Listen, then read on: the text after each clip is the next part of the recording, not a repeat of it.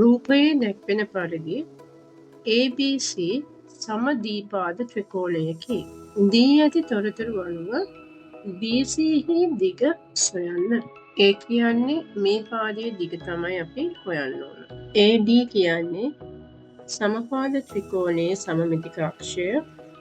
එහෙනම් D කියන්නේ BC රේඛාවේ මධ්‍ය ලක්ෂය. ඒ අනුව ABD ඍජුකෝණී ත්‍රිකෝණයට පයිතගොරස් ප්‍රමේය භාවිතා කරලා BD පාදයේ දිග සොයාගමු.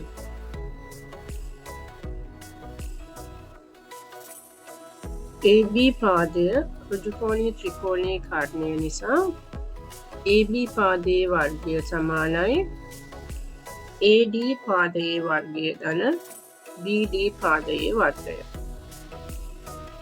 ඒ කියන්නේ 7 වර්ගය සමානයි 2 මූල 6 වර්ගය ධන BD පාදයේ වර්ගය. 2 මූල 6 වර්ගය කියන්නේ 2 මූල 6 වැඩි කිරීම 2 මූල 6. මේක තවත් තේරෙන විදියට ප්‍රසාරණය කළොත් 2 වැඩි කිරීම 2 වැඩි කිරීම මූල 6 වැඩි කිරීම මූල 6. උත්තරය වෙන්නේ දෙවරක් 2 4යි. මූල 6 වැඩි කිරීම මූල 6 කියන්නේ 6. 4 වරක් 6 24යි. එතකොට 2යි මූල 6 වර්ගය කියන්නේ 24යි. අපි ගාන හදාගෙන යමු. 7 වර්ගය කියන්නේ 49යි සමාන වෙනවා 2යි මූල 6 වර්ගය කියන්නේ 24යි. එකතු කිරීම BD වර්ගය. BD වර්ගය සමාන වෙනවා 49 අඩු කිරීම 24.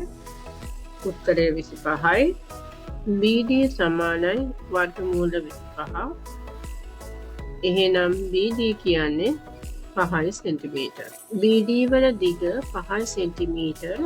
හොයාගත්ත උත්තරය රූපයේ ලකුණු කරන්න. DC දිග සමාන වෙනවා BD වලට. එහෙනම් DC 5 සෙන්ටිමීටර් කියලා ලකුණු කරගන්න. දැන් අපිට ලේසියෙන්ම හොයාගන්න පුළුවන් BC වල දිග. BC පාදයේ දිග ලැබෙනවා BD පාදයේ හා DC පාදයේ දිග එකතු කළාම BC වල දිග සමාන වෙනවා 10 සෙන්ටිමීටර්.